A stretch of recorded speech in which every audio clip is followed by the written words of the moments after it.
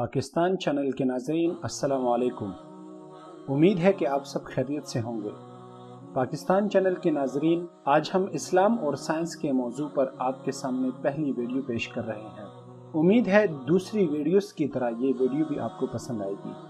Video ملاحظہ کرنے کے بعد اپنی رائے ضرور دیں اور اس کے ساتھ چینل کو سبسکرائب ضرور کریں تاکہ آپ کو اسی طرح کی معلوماتی ویڈیوز دیکھنے کو ملتی رہے۔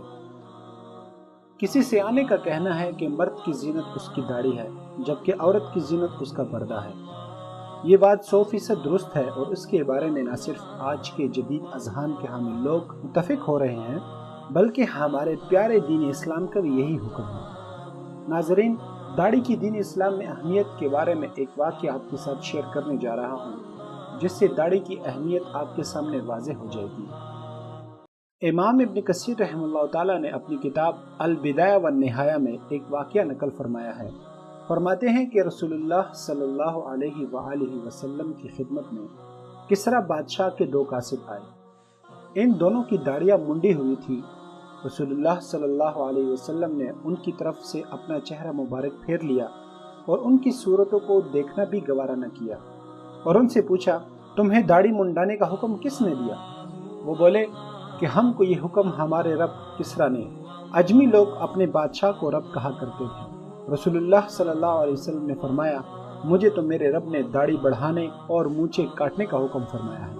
ایک روایت میں اس واقعے کے حوالے سے یہ الفاظ بھی موجود ہے کہ آپ صلی اللہ علیہ وسلم نے ان دونوں قاصدوں سے فرمایا، اللہ کی قسم اگر قاصدوں کو قتل کرنا جائز ہوتا تو میں تمہاری گردنیں اڑا دیتا۔ یہ تم نے کیسی شکلیں بنا رکھی ہے؟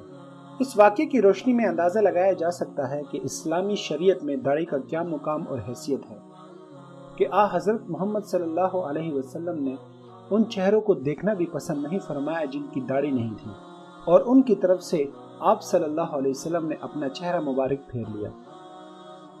اسلام آنے کے بعد مسلمانوں میں داڑھی رکھنے کی خوبصورت روایت شروع ہو گئی اور اب پہلی دفعہ جدید مغربی سائنس نے بھی اس کے بے شمار فوائد کو تسلیم کر لیا ہے۔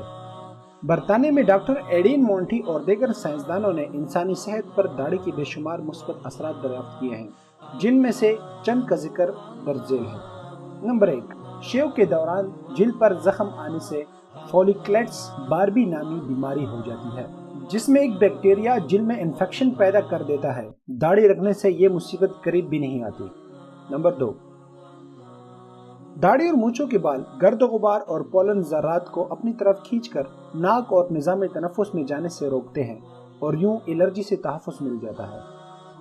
نمبر 3، چہرے کے گھنے بال جلد کو سورج کے الٹرا وائلٹ شعاؤں سے بچا کر جلد کے کینسر سے 90 سے 95% تک تحفظ فراہم کرتے ہیں۔ نمبر 4، چہرے کی جلد پر دھوپ اور ماحولیاتی اثرات کی وجہ سے جھریاں پڑنے کا عمل شروع ہو جاتا ہے جبکہ داڑھی کی صورت میں جھریوں کا مسئلہ بہت ہی کم رہ جاتا ہے۔ نمبر 5، شیو کرنے سے بال جلد کے اندر تک کر سکتے ہیں اور جب یہ دوبارہ بڑھتے ہیں تو ان میں سے کچھ جلد کے اندر رہ جاتے ہیں اور وہیں پر بڑھنا شروع کر دیتے ہیں جو بالآخر دانوں اور کیل مہاسوں کا سبب بن جاتا ہے۔ داڑھی اس مسئلے سے بھی تحفظ فراہم کرتی ہے۔ نمبر 6، دمہ کی مشہور برطانوی ڈاکٹر ڈیبیور راویڈیل کہتی ہے کہ داڑھی کے بال دمہ پیدا کرنے والے خطرناک جراثیموں سے پھیپھڑوں کو بچاتے ہیں اور انسان کو دمہ جیسی موذی بیماری سے تحفظ مل جاتا ہے۔ پاکستان چینل کے ناظرین، یہ تو وہ فوائد تھے کہ جو آج سائنسدانوں نے گنوائے ہیں، جبکہ اس کے علاوہ بھی اس کے بہت سارے فوائد ہو سکتے ہیں جو رفتہ رفتہ ہمارے سامنے آئیں گے۔ پاکستان چینل کے ناظرین، ایک مسلمان کے لیے سائنسی فوائد سے ہٹ کر اس کے لیے آپ صلی اللہ علیہ وسلم کی سنت اور حکم زیادہ معنی رکھتا ہے۔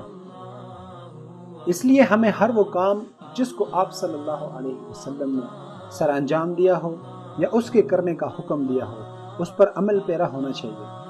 اس کے ہمیں جہاں دنیاوی فوائد حاصل ہوں گے اس کے ساتھ ہمیں اللہ کی رضا بھی حاصل ہوگی۔